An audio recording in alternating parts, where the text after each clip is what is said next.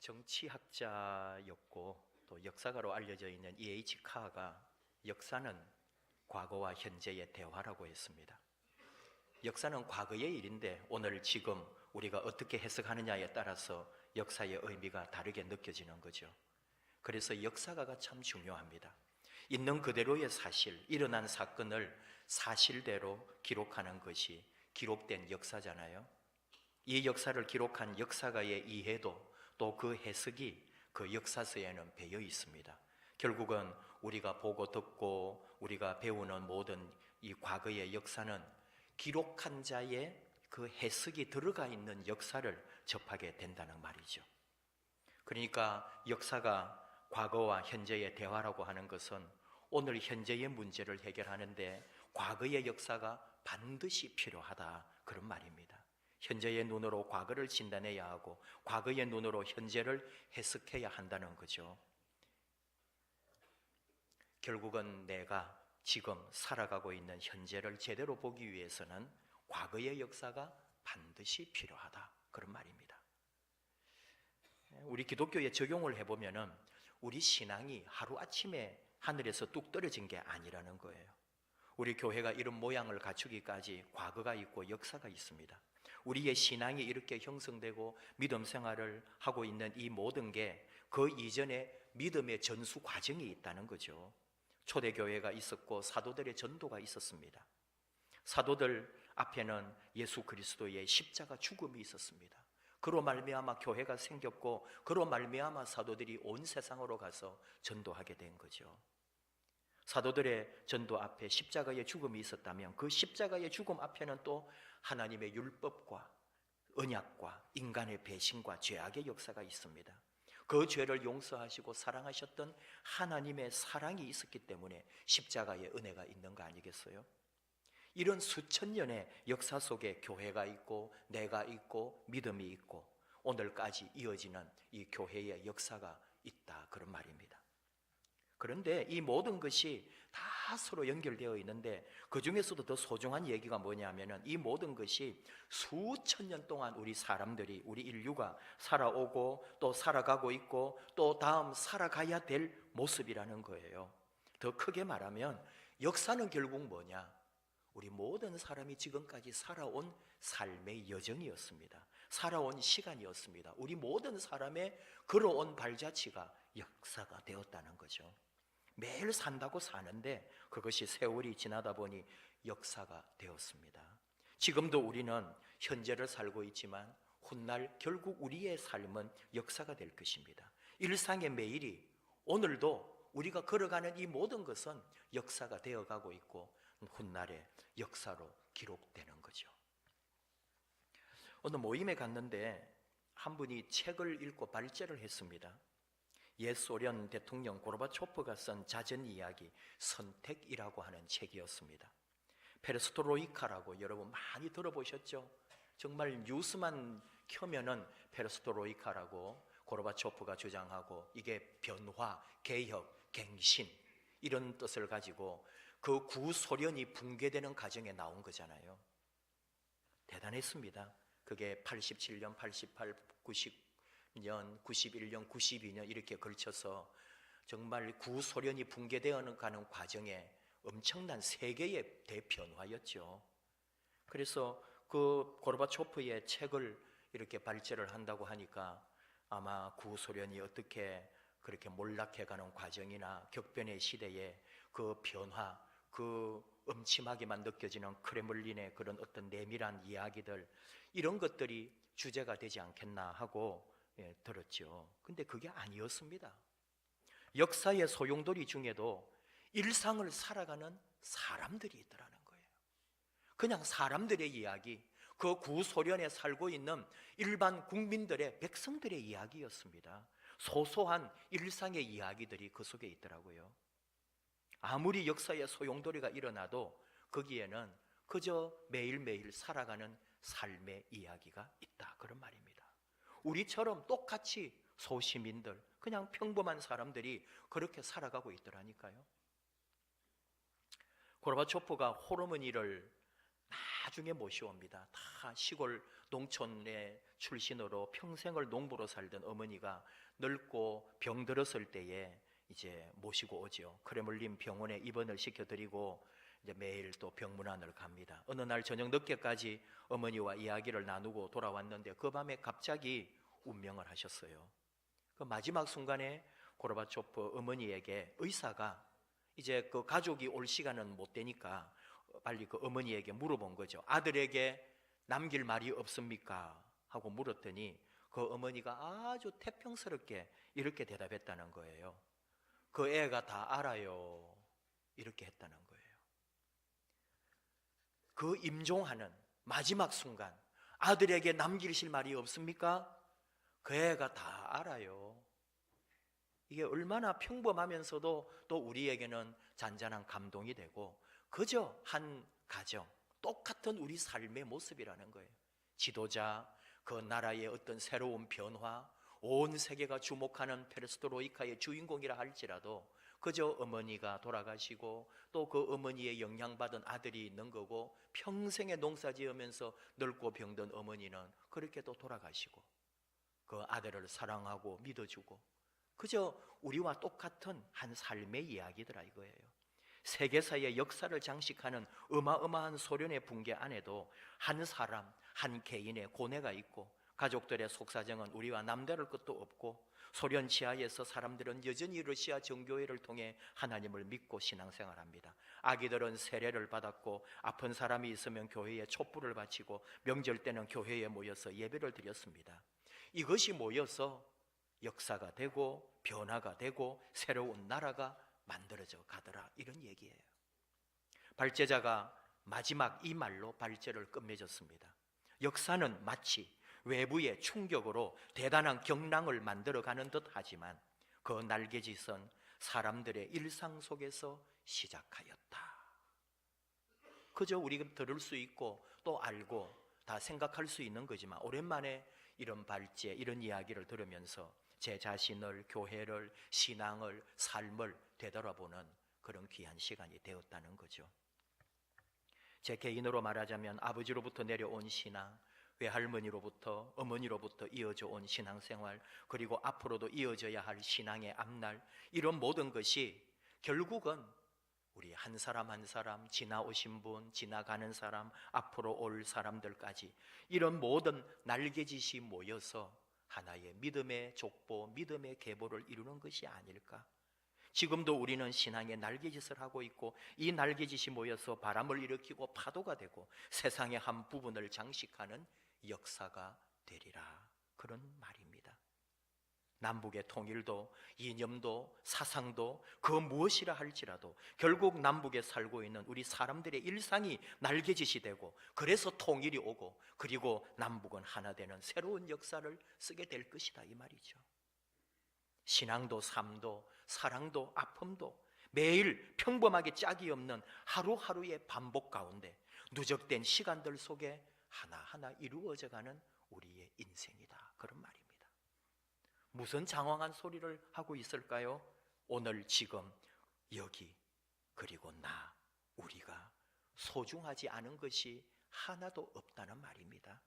우리 일상을 통해 하나님은 역사하시고 나의 매일매일 정말 누가 봐도 아무렇지도 않은 그 일상 가운데 하나님은 우리를 통해 하나님의 나라를 계획하시고 만들어가고 계시다는 말이죠.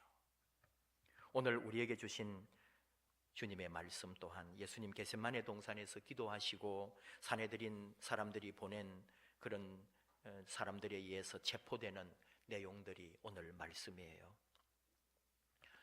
우리가 성경으로 보면은 대단한 것 같지만 사실은 예수님에게 일어나야 할 일상적인 일이었다, 그런 말입니다. 예수님 사실은 큰 슬픔 가운데 이렇게 겟세마네 동산에 나와서 아버지께 엎드려 기도했습니다. 할만하시거든 이 잔을 내게서 지나가게 하옵소서. 얼마나 그 잔을 받기가 힘들고 어렵고 고통스러운 것이었는지 정말 할 수만 있다면 이 잔을 지나가게 해달라고 기도하는 인간 예수의 그런 아픔, 고뇌, 어쩌면 우리와 똑같은 한 육체를 가진 인간으로 느낄 수밖에 없는 아픔이 우리에게도 느껴집니다. 너무나 큰 고통이었죠. 죽음도 고통이지만은 이제 일어나게 될 일을 상상해 볼 때 재판 과정이나 사람들 사이에서 당할 모욕과 고문을 비롯해서 잠깐 하나님 아버지로부터 버림받음이 되는 십자가의 죽음에 이르기까지 자신이 생각해 볼 때에 정말 내 삶에 일어나고 싶지 않은 그런 고통이 있지 않았을까? 그럼에도 나의 원대로 마시옵고 아버지의 원대로 하옵소서. 그렇게 기도하였고 그 아버지 뜻 앞에 순종하며 일어난 거잖아요. 결국은 지금 산헤드린에서 보낸 사람들에 의해서 세상죄를 지고 가는 어린 양으로 죽음을 받아들이기로 하고 체포되는 과정이 오늘 말씀에 나옵니다. 여기서 우리가 볼 게 있다 이거예요. 정말 기적이 일어나야죠. 그럼 역사가 일어나야죠. 놀라운 일이 일어나야죠. 예수님이 구해지고 천군 천사가 나타나고 갑자기 무슨 번개가 치든지 낙뢰가 떨어져서 이런 잡으러 온 사람들이 갑자기 쓰러지고 그런 일이 일어났으면 더 놀라겠죠. 그런데 그런 일이 일어나지 않더라는 거예요. 너무나 평범하게 그냥 힘없이 잡혀가는 거예요.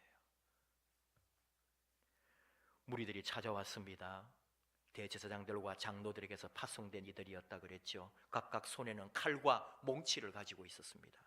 그들 오기 전에 이미 서로 신호를 짰어서 유다가 입을 맞추면은 그 사람들이 저 사람이 예수니까 잡기로 짜놓고, 그래서 유다가 랍비여 인사를 하면서 선생님 안녕하셨어요 하고 입을 맞출 때 예수님께서 친구여 네가 무엇을 하려고 왔는지 행하라 그럽니다. 특별한 것도 아닙니다. 유대인들 우리 이제 성지순례 가면 많이 보겠지만 인사하면 서로 볼을 맞추고 입을 맞춥니다. 그냥 인사예요. 언제나 반갑게 즐겁게 맞이하는 평범한 모습이에요. 대단한 무슨 일이 일어난 거 아닙니다. 이 와중에 약간의 소동이 일어났어요. 예수님을 체포하자 함께 있던 자 중에 하나가 칼을 빼어 휘둘렀다고요. 대제사장의 종이 칼에 맞았고 귀가 떨어져 나가는 사고가 일어납니다. 요한복음을 통해 우리가 아는 것은 칼을 휘두른 제자는 베드로요, 그 귀를 다친 자는 말고라고 하는 대제사장의 종이었습니다. 예수님의 귀를 고쳐줬다는 내용이 누가복음에는 나오지만 오늘 이 마태복음이나 똑같은 말씀인 요한복음에는 나오지 않습니다. 학자들은 냉정하거든요. 이 사람들은 모든 것들을 연구하는 사람들이니까 어디까지 얘기하느냐, 예수님이 과연 귀를 치료했다는 게 옳은 기록일까 아니면 후기의 첨가 부분일까라고까지 생각하는 거예요. 학자들은 말합니다. 어쩌면 원본에 가까운 것은 마태복음이고 또 실제로 요한복음처럼 귀를 치료했다 하는 말이 나오지 않는 것이 어쩌면 더 원본에 가까울 수 있다고 할 정도죠. 왜요? 사실은 그럴 수도 있다는 거죠. 귀를 다쳤기 때문에 그건 어쩔 수가 없는 거죠. 빨리 귀를 막고 피를 흘리지 않게 하고 치료를 해야 하는 일이고, 예수님이 그 사람의 귀를 고쳤다고 하는 것은 나중에 전해져 온 다른 이야기일 수도 있다는 거예요. 그 정도로 사실은 어느 말이 옳다 말았다가 아니라 그 정도로 냉정하게 우리가 있는 그대로를 이 말씀을 한번 보라는 거예요. 지금 소동이 일어나고 막 칼을 휘두르고 예수님께서 베드로에게 칼을 집어넣어라. 칼로 일어선 사람은 다 칼로 망한다. 오늘 우리에게 적용하면은 돈과 권력으로, 총으로 나라나 세상을 뒤집으려고 하면은 결국은 네가 그렇게 된다는 교훈으로 우리가 듣지요. 그만큼 일상적이라는 말이에요. 오늘 예수님도 말씀하시잖아요. 12군단이나 되는 영적 군대를, 천군 천사를 대동해서 오늘 이 일을 모면할 수 있지만 그렇게 하지 않는다 이거예요. 너무나 평범한 우리 일상의 삶으로 주님은 그대로 맞닥뜨리고 받아들이고 인정하시고 그 안으로 걸어 들어가시는 예수님의 모습을 본다는 거죠. 오늘 정말 주님이 하시려는 말씀은 뭔지 아십니까? 54절에 한 성경이, 이런 일이 있으리라 한 성경이 어떻게 이루어지겠느냐. 칼로 막아버리고 천군 천사가 나타나고 주님이 여기서 기적을 행하고 뭔가를 놀라운 일을 만들면은 또 56절 말씀처럼 선지자의 글을 이루는 일은 없어지는 거예요. 하나님의 말씀이 성취되도록, 하나님의 뜻이 이루어지도록 순종하는 예수님의 모습이 여기에 나오는 거죠. 이것이 바로 우리가 예수님에게서 배우는 거예요. 평소에 그의 삶에 항상 하나님 앞에 순종하는 그의 모습, 그것이 오늘 자신이 체포되는 모든 과정에도 그대로 나타나고 있다는 것. 그 속에는 어떤 각색도 없어요. 그냥 그대로 우리 삶에도 똑같다는 거예요. 우리도 얼마나 많은 기적을 바랍니까? 나는 거기서 빠져나오기를 원하고, 내 삶은 거기서 복되기를 원하고, 내 인생에는 어떤 어려움에서 극복되기를 원하지만 힘들고 어려운 일은 여전히 나에게도 다른 사람처럼 똑같이 오더라고요. 그때 우리는 어떻게 해석할까요? 이것이 바로 이 삶 안에 사실은 하나님의 뜻이 있고 역사가 있다는 것을 우리는 알아야 한다는 말입니다. 하나님의 말씀이 내 안에 지금도 이루어지고 있고 하나님의 말씀대로 된다는 사실을 우리는 그 앞에서 다시 순종하며 나아가는 거죠. 구약 성경에 다윗이 도망을 다닐 때에 나발이라고 하는 굉장히 부자 집에 가서 도움을 청하는 장면이 나와요. 이게 나발이라고 하는 사람이 이 양이 3,000마리고 염소가 1,000마리가 되는, 그러니 그 외에도 더 많은 부유함이 있겠죠. 그리고 그는 양떼를 키우고 그렇게 관리하려면 얼마나 많은 종들이나 일하는 사람들이 있었겠어요. 대체로 이스라엘은 양을 낳을 때가 보통 1월 위월이고 양털을 깎을 때가 5월 말에서 6월 초라고 합니다. 그러니까 지금 이 다윗과 나발의 이야기가 나오는 것은 5월 이제 말에서 6월 초에 있었던 양털 깎을 때예요. 양털은 지금도 그렇지만은 아무나 깎을 수 있는 게 아닙니다. 전문적인 양털 깎는 기술자들이 그때도 양털을 깎은 거예요. 그래서 이제 5월, 6월이 되면은 1년에 한 번씩 그 몇천 마리 되는 양들의 털을 깎기 때문에 많은 양털 깎는 사람들이 그쪽 집이나 그 농장으로 다 모여오는 거죠. 그리고 하루아침에 되는 게 아니고 몇 날 며칠 동안 양털 깎는 일이 시작되고, 그때마다 어떤 일이 있느냐, 축제가 벌어지는 거예요. 온 마을 축제예요.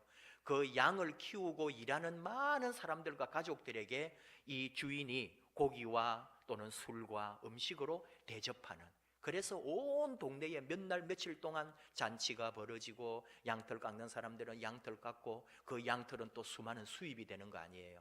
그만큼 이제 온 동네다가 인심도 좀 베풀고 자기의 어떤 부함도 자랑하고 자신의 어떤 권세 같은 것도 한번 보여주는 그런 기간인 거예요.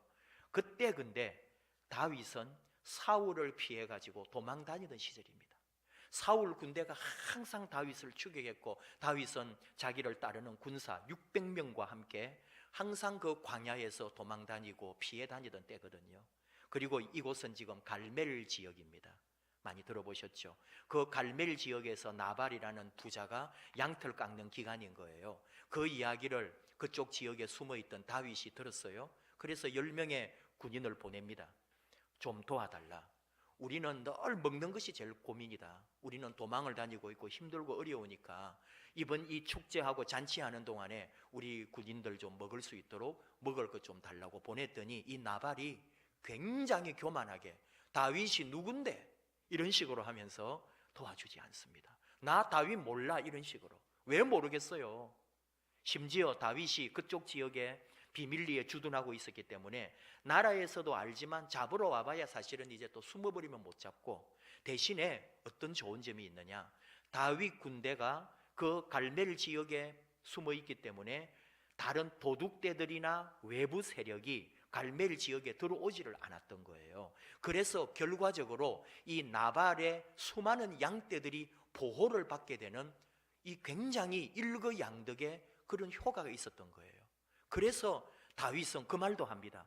나 때문에 사실 너희 이 모든 양떼들이 보호받는 거 아니냐. 그러니까 우리는 늘 부족하니까 이번 잔치 기간에 먹을 것 좀 달라고 한 거예요. 그러니까 나발이 한 방에 안 된다 그래요. 그래서 다윗이 분노하죠. 이런 사람이 있는가. 그래서 결국은 부인이 모든 걸 도와줘요. 나중에 나발은 그 얘기를 듣고 깜짝 놀라고 사람이 혼이 빠져버려 가지고 며칠 동안 앓다가 죽어요. 이제 다윗의 복수를 생각하니까 겁이 나가지고 혼이 나갔던 거예요. 결국 이 부인 아비가일이 나중에 다윗의 후처가 되죠. 근데 여기서 우리가 배우는 게 뭐냐 하면은 이 나발이라고 하는 사람이 얼마나 영적 무지함, 교만, 자기밖에 모르는 독단적인 삶이었는지. 무슨 얘기일까요? 동네 사람들 앞에 인심 쓰고 자기 부와 같은 모든 것을 이렇게 자랑하고 내세우는 것은 얼마든지 한다 이거예요. 그러나 권력의 변방에 쫓겨나 있고 사울 왕의 지금 추격을 받고 있고 반드시 저 사람 절대로 다시 왕위에 또는 그런 어떤 권력을 잡지 못할 거라고 무시해버렸던 거예요. 역사를 모르고 하나님의 뜻을 전혀 간파하지 못했던 나발, 결국은 멸망당해버립니다. 뭘까요? 결국은 하나님의 뜻대로 되는데, 하나님의 말씀대로 되는데, 근데 그 하나님의 말씀이 무슨 기적이 일어나서 되는 게 아니에요. 나발이 어차피 벌인 잔치, 동네 사람들한테 자기 부와 자기 가진 것 자랑하고 이거 다 할 수 있을 때 다윗 군대를 한번 도와주면은 나중에 자기에게 어떤 이익이 올지 모르잖아요. 근데 그게 안 되는 거예요. 평소에 섬김, 나눔, 배려, 부자로서의 그런 자기가 가진 것으로 다른 사람을 섬기는 마음이 약했던 거죠. 그리고 현재 권력에 붙어서 사울 왕의 눈에 벗어나지 않으려고 하는 자기 안일주의 때문에 진짜 권력을 잡고 새로운 왕이 될 다윗을 알아보지 못했다는 거예요. 그게 우리의 모습이 될 수 있다는 거죠. 그러므로 평소에 베품과 나눔, 그리고 영적 통찰, 그런 것이 늘 우리 안에 배어 있어야 한다는 거죠. 하루아침에 내가 깨달아지지 않습니다. 하루아침에 영적 통찰이 생기지 않습니다. 매일매일 기도하고 매일 바라보고 하나님 사모하고 말씀 보고 매일매일 나의 신앙의 여정이 쌓일 때 어느 날 하나님의 역사가 내게 일어나는 거죠. 오늘도 마찬가지입니다. 우리 주님은 언제나 하나님 뜻대로 하나님의 말씀이 이루어지기를 그의 삶에서 그렇게 살아왔기 때문에 지금 바로 절대절명의 순간, 지금 체포되면은 빠져나올 길이 없는데도 그대로 순응하는 거예요. 왜? 지금까지 내가 하나님의 말씀을 이루고 하나님의 뜻을 이루려고 살아온 그대로 지금 성취되고 있는 것이기 때문에 받아들이는 거예요. 그러나 이후에 하나님이 또 역사하실 것을 믿는 거죠. 평소의 삶이 얼마나 중요한지, 우리 일상의 날개짓이 얼마나 소중한지, 이것이 쌓여서 어마어마한 역사를 결국은 이루게 된다, 그런 말입니다.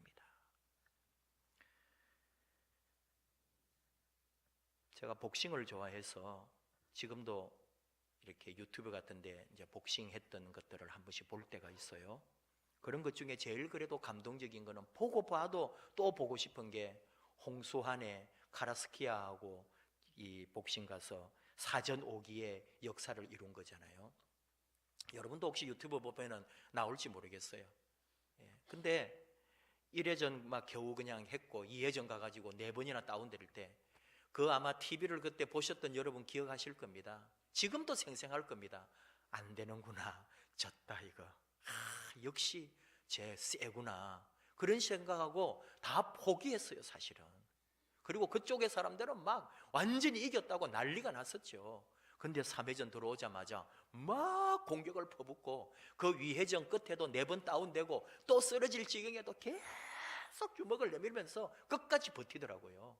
그리고 3회전 와가지고 역전을 시키고 KO로 이기는 놀라운 일이 일어난 거죠. 홍수환 씨가 이제 신앙인이 돼가지고 이렇게 교회들도 많이 다니고 간정 집회도 많이 다니고 그런 걸 많이 해요. 그래서 그걸 제가 이렇게 들으면서 또 역시 참 고개가 숙여지는 게 뭐냐 하면은 사람들이 다 물어보는 거예요. 그 와중에 어떻게 그렇게 끝까지 버텼습니까? 그분이 답이 뭔지 알아요? 나도 모릅니다. 나도 정신이 하나도 없었습니다. 그런데 연습한 대로 주먹이 그냥 나가대요. 그 말이에요. 여러분, 다운되고 정신없고, 그런데 그냥 평소에 얼마나 연습을 많이 했으면 그냥 얻어맞으면서도 나도 모르게 주먹이 나가는 거예요. 그게 연습으로 훈련된 사람 아니겠어요? 신앙이 뭐냐 이거예요. 우리가 믿음으로 이긴다는 게 뭐예요? 뭐 큰일 생겼다고 날 잡아가지고 작정해가지고 기도한다고 그런 게 아니에요. 내 평소의 신앙, 내 평소의 믿음 생활, 내 평소의 예배자의 자세, 내가 그저 일상에서 하나님을 바라보고 믿었던 그 삶이 나를 새롭게 하는 거지, 하루아침에 뭐가 이루어지는 게 아니에요. 연습한 대로 그냥 주먹이 나갔습니다. 이게 우리 신앙의 비결이에요. 매주일 하나님께 예배드리기를 원하고 매일매일 기도로 시작하고 묵상하고, 그래도 내 삶의 주인이 하나님이라고 인정하고 하나님을 바라보고 가는 그 삶이 그냥 내 인생의 역사가 되고 내 삶의 기적이 되는 거죠. 이것이 우리의 믿음입니다. 나희덕 시인의 속리산에서라는 시가 있어요. 가파른 비탈만이 순결한 싸움터라고 여겨온 나에게 속리산은 순하디 순한 길을 열어 보였다. 산다는 일은 더 높이 오르는 게 아니라 더 깊이 들어가는 것이라고. 평평한 길은 가도 가도 제자리 같았다. 아직 높이에 대한 선망을 가진 나에게 산은 어깨를 낮추며 이렇게 속삭였다. 산을 오르고 있지만 내가 넘는 건 정작 산이 아니라 산 속에 갇힌 시간일 거라고. 오히려 산 아래에서 밥을 끓여 먹고 살던 그 하루하루가 더 가파른 고비였을 거라고. 뒤에 있는 부분은 생략을 합니다. 산을 오르는데 속리산이 참 나지막하게 올라가도록 되어 있는 것 같아요. 꼭 가보고 싶어요. 어디 막 산을 타고 절벽을 오르고 바위를 기어 오르고 사투를 벌이는 그런 등산이 아니라 그저 부드럽게 그냥 평평한 길을 걸어가는 것처럼, 그러나 산은 사실 오르고 있는 거예요. 그리고 산은 내게 와서 속삭이는 거예요. 진짜 고통과 어려움은 너 저 산 밑에서 매일매일 밥벌이 하느라고 밥 끓여 먹고 사는 그 시간이 진짜 고통스러운 것이라고. 그것이 삶의 가파른 고비였을 거라고. 얼마나 깊은 성찰이 되는지요. 우리 그저 일상의 삶이 쌓여서 여러분 역사가 됩니다. 매일매일 그저 살아가는 이 삶이 힘들고 어렵고 행복하고 재미있고 또는 눈물 나고 하는 이 시간들이 다 내 인생의 고비고비를 넘어가는 거 아닙니까? 그리고 내 삶이 되고 내 인생이 되고 역사가 되고 나의 마지막 순간까지 우리는 그렇게 살아갈 거예요. 사랑하는 여러분, 신앙이 그런 거 아닌가, 그런 말입니다. 무슨 대단한 기적? 주님이 막 하늘의 12군단을 불러가지고 무슨 기적을 일으키는 그런 게 우리 주님의 뜻이 아니에요. 평소에 기도하고 평소에 하나님의 뜻 앞에 순종하고 매일매일 살아가면서 비록 작은 날개짓일망정 결코 멈추지 않고 살아가는 우리의 삶, 신앙생활에도 마찬가지로 매일매일 주님을 바라보고 기도하고 주일마다 이렇게 나와서 예배자로 하나님 앞에 서며 또 할 수만 있다면 매일 말씀을 묵상하고 기도하며, 특별히 이런 사순절에는 내 자신을 더 많이 돌아보며 주님의 십자가를 묵상할 수 있다면 그런 삶이 내 안에 영적 저력이 되고 그것이 내 믿음의 자원이 되어서 세상에 어떤 일을 만나도 다 이겨낼 수 있고 무슨 일을 만나도 담담하게 받아들일 수 있는 영적 힘이 된다는 것을 우리는 오늘 다시 한번 고백합니다. 그리고 잊지 마십시오. 나 혼자 사투를 부리는 것이 아니라 누군가 나를 위하여 오늘도 기도하고 있다는 겁니다. 누군가 날 위하여 기도하고 있습니다. 그러면 됩니다. 아무것도 염려하지 말고 걱정하지 말고 오늘 주어진 내 삶 앞에 주님 은혜 앞에 누군가가 기도해주고 나 역시 누군가를 위하여 기도하면서 오늘 살아갑니다. 하나님의 역사는, 하나님의 기적은 그 속에 일어납니다. 찬양합시다. 누군가 날 위하여 기도하네. 마음이 지쳐서 힘들고 눈물이 나고 어려울 때 누군가 나를 위하여 기도하고 있습니다. 나도 누군가를 위하여 기도합니다. 자리에서 같이 일어납니다.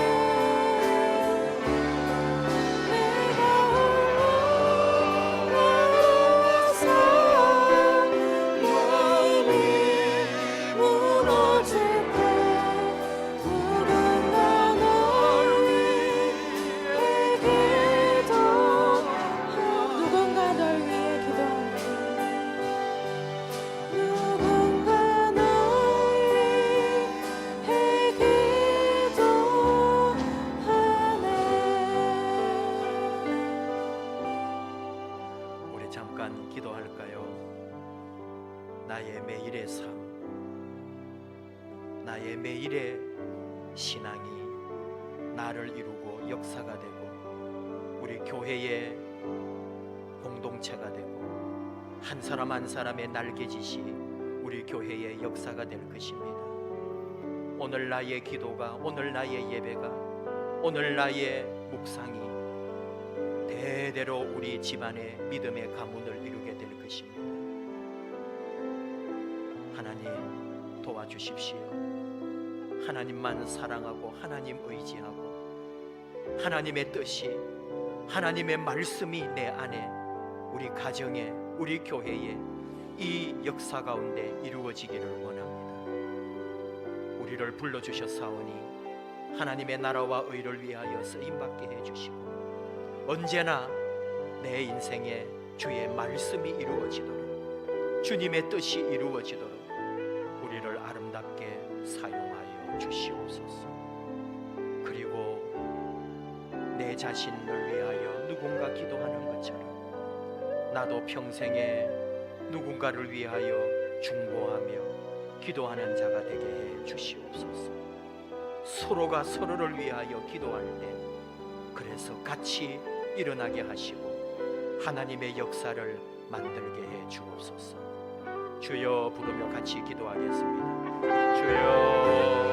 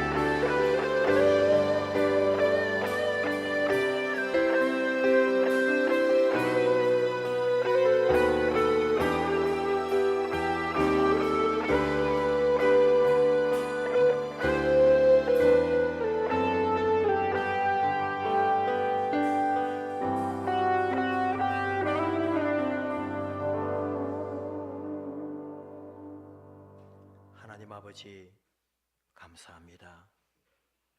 연약하고 부족하고 그저 작은 날개짓밖에 할 수 없는 저희를 귀하게 여기시고 하나님의 사랑으로 불러주시며 주님의 아름다운 도구로 사용하시며 주님의 나라와 주의 교회를 위하여 섬기는 자 되게 해주심을 감사합니다. 이 시대와 이 역사 가운데 믿음의 사람으로 불러주신 것을 감사합니다.